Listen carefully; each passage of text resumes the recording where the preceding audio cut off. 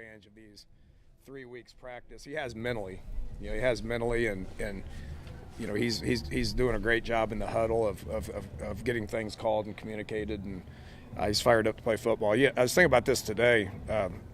Pretty cool that your first 4 college starts are Rose Bowl, Memorial Stadium, Happy Valley, and Allegiant. So, man, she's pretty cool start for him. He's fired up about playing. He really is. Have you seen just the running back situation continue to develop and figure things out now that you guys are here? Yeah, they look good. I mean, they're so excited about going into a game knowing that they're going to get more than like 1 or 2 carries. So that's just what it turned into. We've all talked about it all year of what Emmett was able to do. So those guys are practicing at a very high level, and all three. Even Kenneth Williams has been getting some snaps out there. Don't be surprised if you don't see him in there at some point. So it'll be committee. They're all going to have an opportunity, but if one of them gets a hot hand or something like that, then we'll go with it. I don't know what that rotation is going to look like until I see it in the game, but they all will play. How much of a jump do you think your offense can take in the last 3 or 4 weeks going into the bowl game?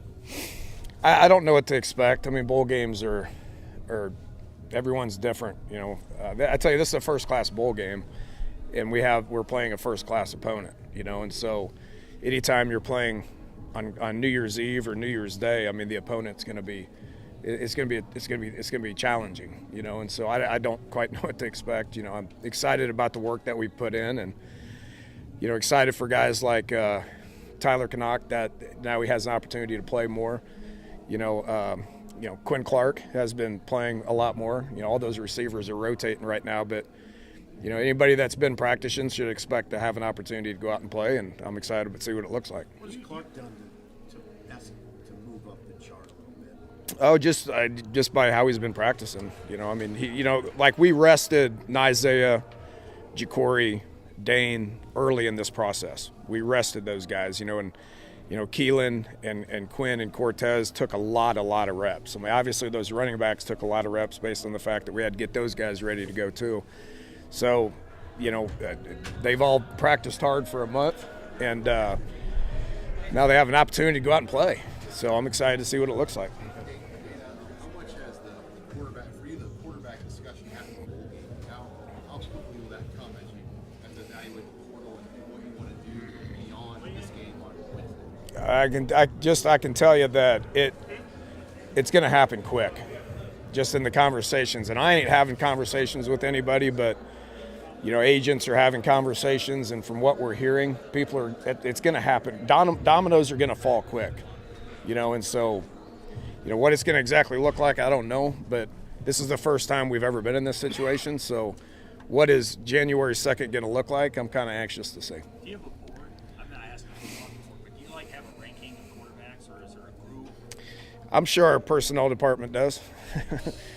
I'm a coach, right? And so I'm trying to organize this offense and get us ready to play Utah. So that's it.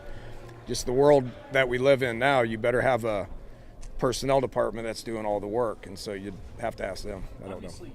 it'd be great if Nebraska's defense, your defense, could go out and shut Utah down. But there's a chance that this is going to be a high-scoring game. Do you feel the sense that you're going to have to score points in order to win? Like, you can't just win at 13-10, but it might have to be 28-31.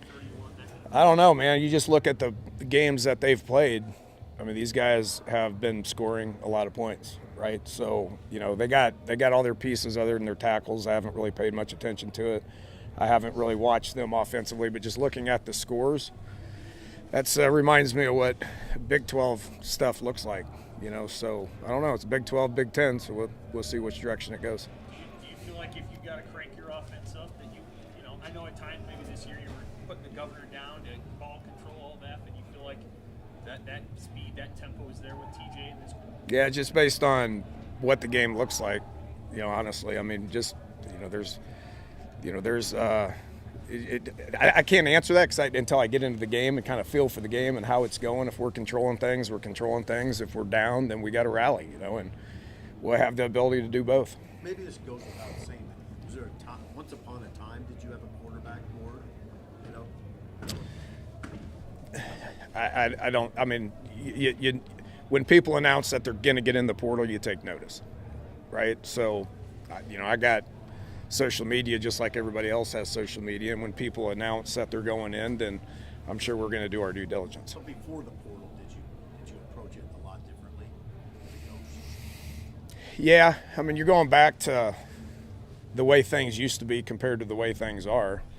I think it'd be silly for me to sit here and say that people haven't tampered in the past, And so, I mean, and again, it's just all done with agents. I mean, agents used to, it was done with high school coaches, or just pre-existing relationships or whatever it is. But we're in such a different time now that you better have a full-blown personnel department that's doing that full-time. My full-time job is calling plays and organizing my call sheet and getting our guys ready in practice and getting them ready to play this game.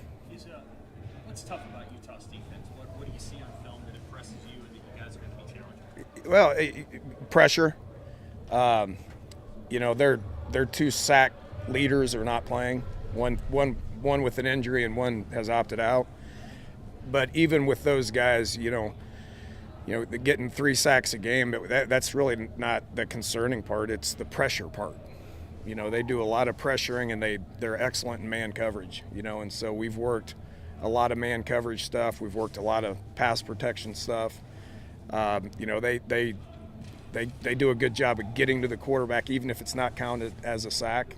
Forcing the quarterbacks to get the ball out, and our guys are going to have to win in man coverage. That's pretty much what this thing is going to come down to. Opportunity for your receivers to show. Oh, I mean, them and tight ends and running backs as well. They're going to be put in man coverage where they got to win. And at times we haven't been able to do that this year. And so, the last month has been good from that perspective. I'm just working as much man stuff as we can.